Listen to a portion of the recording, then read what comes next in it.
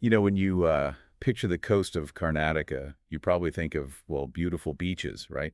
That smell of the sea, maybe some really vibrant culture. Absolutely. Serene images come to mind. But there's this other side to Dakshina Kannada, this persistent kind of unease, a pattern of violence that just seems to repeat itself. Yeah, it's like this cycle that won't break. One killing seems to almost inevitably spark another one, a chain of revenge. It's not just random, is it? There's a clear line connecting these events. Definitely. Each incident feels like a trigger for the next. It creates this grimly predictable sequence of events. And the most recent one, the thing that's really brought it all back into sharp focus, was the murder of Suhas Shetty, broad daylight, May 1st. Right, just a few days ago, near Butch Bay. Exactly. And he wasn't just anybody. Police called him a rowdy sheeter, and he was known as a Hindu activist. And crucially, he was out on bail, wasn't he? Yes, out on bail for the murder of Mohammed Fazil back in 2022. That's the key link here. And Fazil's murder itself wasn't in a vacuum either. No, not at all. That was seen as retaliation for the killing of Praveen Netaru. The BJP youth leader. Right. And Netaru's killing followed the murder of Mohammed Masood, who was just a daily wage worker. So you see the chain. Masood, then Netaru, then Fazil, and now Suhas Shetty, who was accused in Fazil's case. It's exactly that, this tit for tat. Like a deadly chess game, as the outline put it. Each move a direct response. It really shows how deeply embedded this pattern is. And the aftermath of Shetty's murder, well, it felt almost like deja vu. The VHP-led band. Yeah, the Vishwa Hindu Parishad called for a ban, basically a strike on May 2nd. Shops closed, transport just stopped. And reports of trouble, stone pelting. Yes, there were reports of that. That kind of chaotic scene that just makes everything feel more unstable. Police had to step in. Prohibitory orders, I imagine. Exactly. Restrictions on people gathering, effective until May 6th. And you could just feel the increased security presence everywhere. It shows how these aren't just individual crimes. They shake the whole community, disrupt everything. And what's really chilling is, even as all this was happening, there was another attack. Already? Retaliation? It seems like it. In Udupi, which is nearby, a Muslim auto rickshaw driver, Abu Bakr, was attacked. Police suspect it was a direct response to Shetty's killing. Wow. So the cycle might have already started again that quickly. It just highlights how incredibly volatile the whole situation is. Like, there's this built-in expectation of revenge. Mm-hmm. It's terrifyingly fast. So, okay, that's the immediate picture, the latest tragedy. But we wanted to, go deeper than just the news report. Right. To try and unpack why. Exactly. Why does this keep happening in Dakshina Kannada?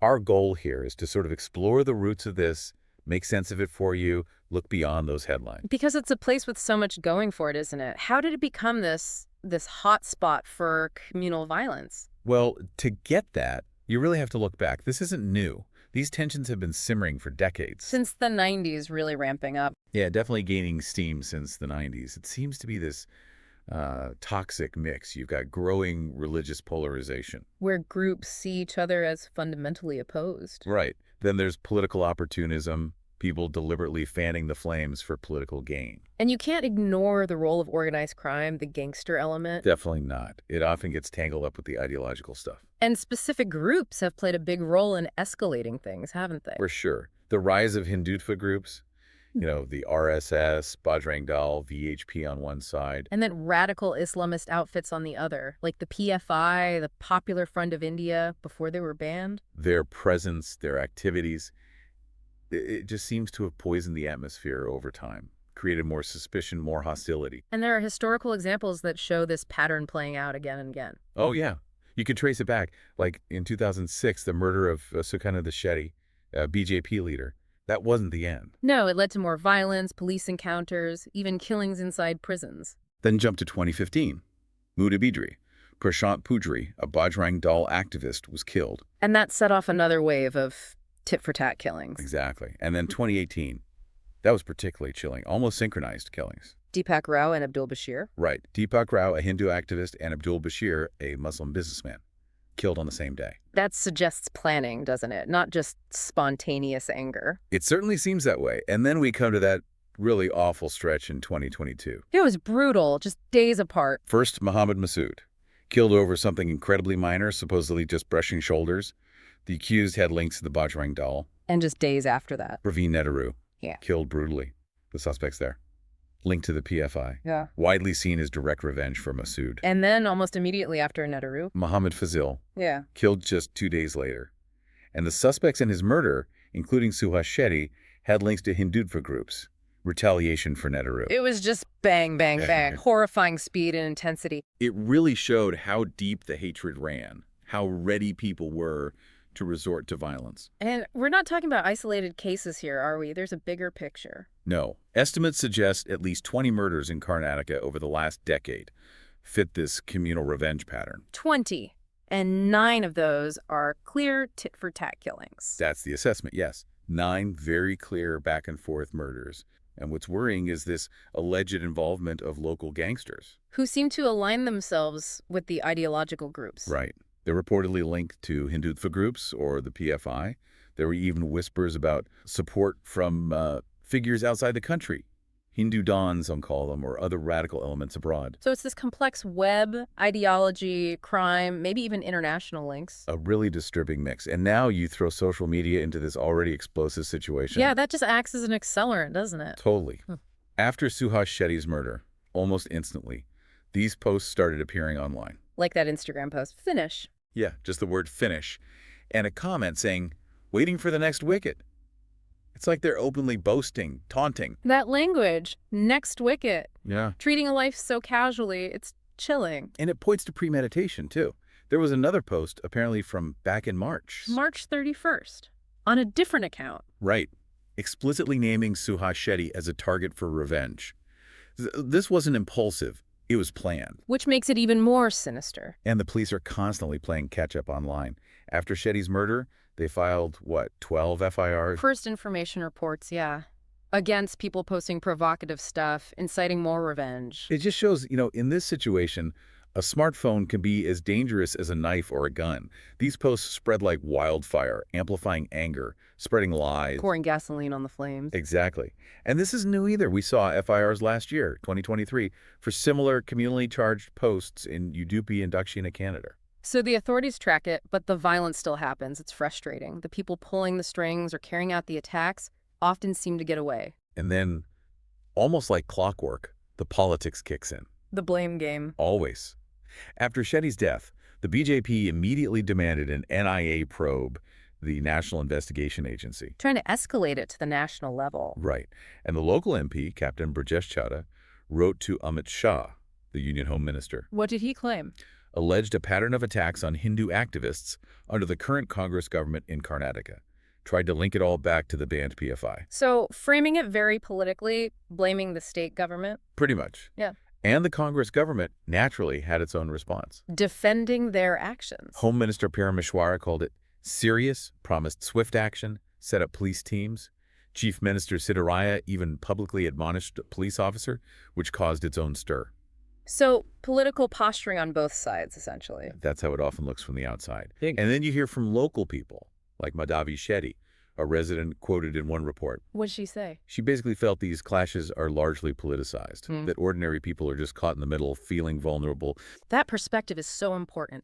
The disconnect between the political noise and people's actual lives. It really feels like, for some, these tensions are a tool, a way to harvest votes. Both the BJP and, arguably, Congress, too, play into this polarization. So every murder becomes political fodder. Instantly. As one resident apparently said, really cynically, they don't want peace, they want headlines. Wow.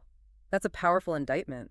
It's just a deep disillusionment with the political class. But amidst all the politics, the headlines, we absolutely cannot forget the human cost. The sheer devastation for the families. That gets lost sometimes. It does. Think about Mohammed Fazil's father, Umar Farouk, a cab driver. Fazil was his hope, an MBA graduate. And then he was murdered in 2022. His father said something heartbreaking at the time, like his children were his only assets. It just grounds you in the reality of the loss. Fazil wasn't a statistic. No, he was a young man with a future, and his family's dreams were shattered. And it's the same kind of devastation for Praveen Etturu's family. He was only 32. Had dreams of building a house. Left behind parents, a wife, an unimaginable void. And Mohammed Masood's family, too. They were already struggling financially, apparently had faced other losses before he was murdered. A relative mentioned a cascade of tragedies hitting them. It shows how this violence ripples outwards, doesn't it? It affects whole families, whole communities, for generations maybe. The trauma is immense and long-lasting. And we have to acknowledge Suhas Shetty's death also caused grief. Thousands reportedly attended his funeral. Showing he had influence despite his police record. Exactly.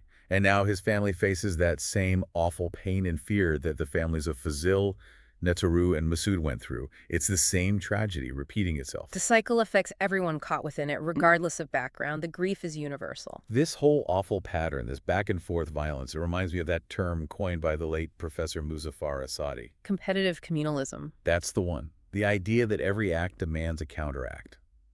And the dead become, well, political tools, symbols in a bigger fight. It's a really sharp analysis. It captures how violence gets framed and used in that intercommunity dynamic. Each side feels they have to respond. And you get this longer view from activists like Vidya Dinker.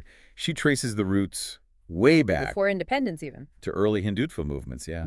But she points to the Babri Masjid demolition in 1992 as a key moment that really ramped up the polarization. And the role of RSS Shakas, the training camps. She mentions their significance in building that base, but critically, she also says it's not just one side. Radical Islamist groups like the PFI exploited grievances too. Right. It's complex. Her conclusion is pretty bleak, though. This hatred is entrenched deep in the minds of the public. That historical perspective is crucial. These tensions didn't appear overnight, and acknowledging multiple actors is key. And the data seems to back up this picture of deep division. Shirish Bhat Bakrabale from the PECL People's Union of Civil Liberties tracks these incidents. What did their report find recently? For 2023, just in Dakshina, Kannada, and Udupi, they log 84 cases of communal discord. 84. What kind of incidents? All sorts. Hate speech, so-called moral policing, vigilantism related to cattle transport. So it's not just the murders, it's a constant background hum of tension and intimidation? Exactly. He gave this example. A Muslim young man named Shahil attacked last year just for traveling with a Hindu woman. Ordinary life becomes a potential trigger. That paints a picture of a society constantly walking on eggshells. And then you have this shadowy layer of organized crime mixed in. The gangsters we mentioned earlier. Right. And these aren't just petty criminals. Names like Lokesh Suvarna Kodikir, Vicky Shetty, Kiran Shetty keep popping up in police reports. And they seem connected to the ideological groups, not just regular crime. That's the implication. Kodikir, for instance, allegedly linked to Fazil's murder, has a long criminal record. Vicky Shetty is even said to be operating from abroad. Pulling strings from afar, patronizing local Hindu dons. That's the allegation. Orchestrating violence back home. And on the other side, PFI-linked criminals. Also implicated. Suspects in Nehru's murder had those alleged links. And even though the PFI is banned now, there's a feeling its influence persists. Some people certainly believe so. And the justice system seems to struggle to keep up. The conviction rates are low. Shockingly low, based on the reports. For PFI-related cases since 2006, over 320 cases, but only 5 minor convictions mentioned. 5 minor convictions out of 320 cases. That's not a strong deterrent. Hardly. It raises huge questions about accountability, evidence, witness safety, the whole process. It might even embolden people. Absolutely, if there are no real consequences. So you put all this together, Dakshina Kannada feels like it's perpetually on edge. It's more than just the murders, like you said, the 84 incidents in 2023. Yeah, and you have the memory of bigger flare-ups, like the Saratkal riots in 2006, or that spike in violence in 2015. Even things that seem smaller, like the hijab controversy, or debates about halal meat. They become major flashpoints. They tap into those deeper communal fault lines. I remember that quote from Zakir Hussain, a local businessman. What did he say? Just express this simple, profound desire for peace. And you feel like that must be what most people there truly want. I'm sure it is. Most people just want to live their lives without this constant fear and tension. And the region's demographics are part of the story too, aren't they? It's incredibly diverse. A real mix of communities, a microcosm of India in many ways. But that diversity, which should be a strength, seems to be exploited. The RSS has deep roots there. And groups like the PFI capitalized on minority grievances. Creating this climate of mistrust. And then politicians stir the pot. It's just a volatile brew. That mix of historical roots, group mobilization, political exploitation, and demographics makes it incredibly complex. It's the million-dollar question. Can this cycle actually be broken? It's the question everyone asks after each tragedy. Police make arrests, sure. They picked up people after Suhas Shetty's murder. But is that enough, just reacting after the fact? Probably not. Law enforcement is crucial, but it doesn't address the root causes. Arvind Narain from PUCL had a point on this. What was his take? He noted a failure to really crack down effectively on the vigilante elements, from all sides. And he stressed something vital, Which was? that the core issue isn't faith itself, it's fanaticism. That's the enemy here. That's a critical distinction. And there are small signs of hope, aren't there? Like that story from 2019. The floods in Mitabajalu village. Yeah. Hindus and Muslims working together, helping each other during a crisis. It shows cooperation is possible. It demonstrates that underlying humanity exists, that solidarity can overcome division, at least temporarily. So maybe scaling up things like that, community dialogue, education focused on understanding, maybe joint economic projects. Those could be pathways, building trust from the ground up. But it takes sustained effort. It does. And it's hard to be optimistic when the political rhetoric often seems designed to divide, not unite. That's the major hurdle, if the political climate remains toxic. The state government makes promises, pledges action, but it feels like what's needed is a really comprehensive strategy. Multi-pronged. Exactly. Going after the gangsters, yes. Trying to manage the online hate better, definitely, but also tackling the deeper stuff. Like unemployment, polarization, lack of opportunity. All of it. And fundamentally, politicians need to stop seeing these tragedies as opportunities. A shift away from exploiting division for political gain is essential. So wrapping this up, it's just so clear Dakshina Kannada should be known for more than this violence. Its beauty, its culture, its people. Absolutely. The vast majority just want peace. This cycle of revenge is a human tragedy, plain and simple, and it seems fueled by those who benefit from the conflict. Like Manavi Shetty said, the local resident, ordinary people caught in the crossfire. Breaking the cycle needs a fundamental shift. Commitment from everyone, government, communities, individuals, to prioritize peace. The desire for harmony is there. That's the foundation. So for you listening, the next time you see a news item about Dakshina Kannada, maybe pause for a second. Don't just scroll past. Right. Think critically about the story being told. Ask questions. Remember the human cost behind the headlines, because maybe, just maybe, paying attention, refusing to accept this as normal, maybe that's one small way we contribute to breaking this deadly cycle. The stakes are just too high to look away. We really can't afford to keep getting this wrong.